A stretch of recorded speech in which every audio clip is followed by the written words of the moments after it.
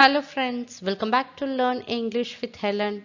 இந்த வீடியோவில் நம்ம டெய்லி யூஸ் சென்டென்சஸ் தான் பார்க்க போகிறோம். கண்டிப்பாக உங்களுக்கு யூஸ்ஃபுல்லாக இருக்கும். வீடியோவை ஸ்கிப் பண்ணாமல் ஃபுல்லாக பாருங்கள். நீங்கள் இப்போ தான் நம்ம சேனலை ஃபர்ஸ்ட் டைம் பார்க்குறீங்களா? Please subscribe the channel and keep supporting me. Without delay, let's get started.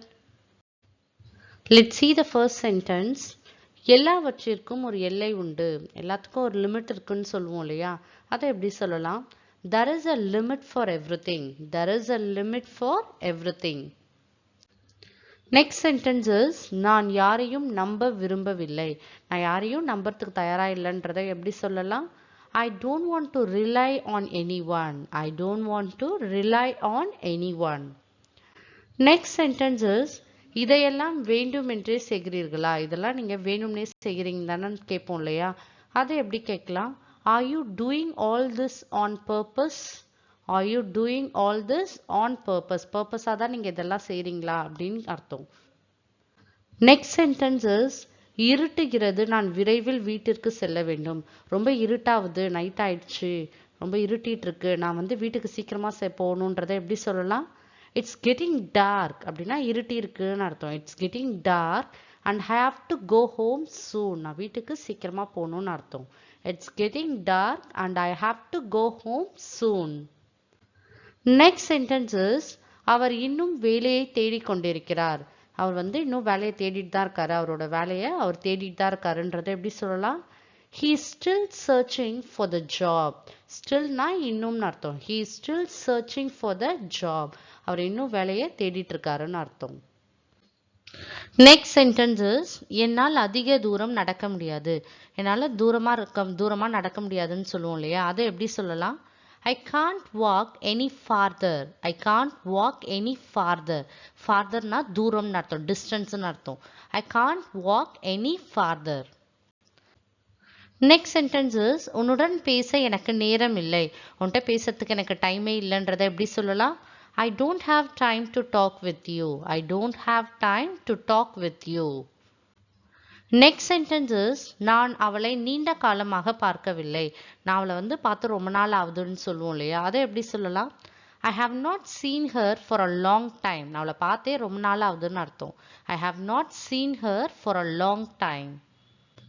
Next sentence is சிறந்த எதிர்காலத்திற்காக நான் கடினமாக உழைக்க வேண்டும். ஒரு நல்ல ஃபியூச்சருக்காக நம்ம கண்டிப்பா ஹார்ட் ஒர்க் பண்ணியே ஆகணும்னு சொல்லுவோம் இல்லையா? அதை எப்படி சொல்லலாம் இங்கிலீஷ்ல? I should work hard for a better future. I should work hardனா நல்லா ஒர்க் பண்ணணும், நல்லா ஹார்ட் ஒர்க் பண்ணணும்னு அர்த்தம். For a better futureனா ஒரு நல்ல ஃபியூச்சருக்காக நம்ம ஹார்ட் ஒர்க் பண்ணணும்னு அர்த்தம். I should work hard for a better future. Next sentence is இதெல்லாம் என்னால் நடந்தது. இது எல்லாமே என்னால் தான் நடந்ததுன்றதை எப்படி சொல்லலாம்? All this happened because of me. All this happenedனா எல்லாமே நடந்துச்சுன்னு அர்த்தம். Because of meனா என்னாலன்னு அர்த்தம். All this happened because of me. Next sentence is அவருடன் பேசாமல் இருப்பது நல்லது. நம்ம சொல்லுவோம் இல்லையா, சிலட்டெல்லாம் நம்ம பேசாம இருக்கிறதே நல்லதுன்னு சொல்லுவோம் இல்லையா? அதுதான். அதை எப்படி சொல்லலாம்? It's better not to talk to him. அவன்கிட்ட பேசாம இருக்கிறதே நல்லதுன்னு அர்த்தம். It's better not to talk to him. Next sentence is நான் அப்படி சொல்லியிருக்க கூடாது.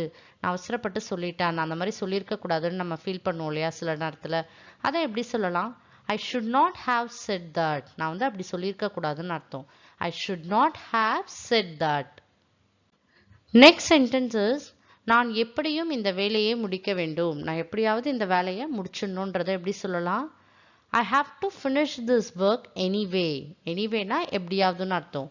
I have to finish this work anyway. Next sentence is இன்று நான் நிறைய வேலை செய்துள்ளேன். இன்னைக்கு நான் நிறைய ஒர்க் பண்ணியிருக்கேன்றதை எப்படி சொல்லலாம்? I have done a lot of work today. நிறைய இன்னைக்கு நான் வேலை பண்ணியிருக்கேன்னு அர்த்தம். I have done a lot of work today. Next sentence is நீ என்னை பற்றி தவறாக நினைத்தாய். நீ என்னை தப்பா நினைச்சிட்டன்றதை எப்படி சொல்லலாம்? You thought wrong about me. என்னை பத்தி நீ தப்பா நினைச்சிட்டன்னு அர்த்தம். You thought wrong about me. Next sentence is உடனே செய். ஒரு வேலையை எதையோ ஒன்று நீ உடனே செய்யின்னு சொல்லுவோம் இல்லையா? அதை எப்படி சொல்லலாம்? Do it right now. Do it right nowனா இப்பவே செய்யின்னு அர்த்தம். Next sentence is ஒரு நிமிடம் யோசி. ஏதாவது ஒரு விஷயம் செய்யக்குள்ள நம்ம சொல்லுவோம் இல்லையா, ஒரு நிமிஷம் யோசிச்சுட்டு செய்யுன்னு சொல்லுவோம் இல்லையா, அதுதான். Think for a minute. Think for a மினிட்னா ஒரு நிமிடம் யோசின்னு அர்த்தம். நெக்ஸ்ட் சென்டென்ஸ் இஸ், இப்போது நேரம் என்னவாக இருக்கும். இப்போ என்ன டைம் இருக்கும், டைம் என்னவா இருக்கும்னு நம்ம சொல்லுவோம் இல்லையா, அதை எப்படி கேட்கலாம்? What would be the time now. இப்போ என்ன டைம் இருக்கும், அதுதான் what would be the time now. Next sentence is, தேவையானதை செய்யுங்கள். உங்களுக்கு என்ன தேவையோ அதை மட்டும் செய்யுங்கன்னு சொல்லுவோம் இல்லையா, அதை எப்படி சொல்லலாம்? To whatever is required. ரெக்வயர்ட்னா தேவையானதுன்னு அர்த்தம். To whatever is required. உங்களுக்கு என்ன தேவையோ அதை மட்டும் செய்யுங்கன்னு அர்த்தம். ஸோ மை டியர் ஃப்ரெண்ட்ஸ், இந்த வீடியோ கண்டிப்பாக உங்களுக்கு யூஸ்ஃபுல்லாக இருக்கும்.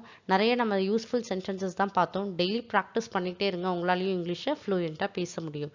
If you like this video, like and share with your friends and kindly subscribe the channel and keep supporting me. Thank you friends.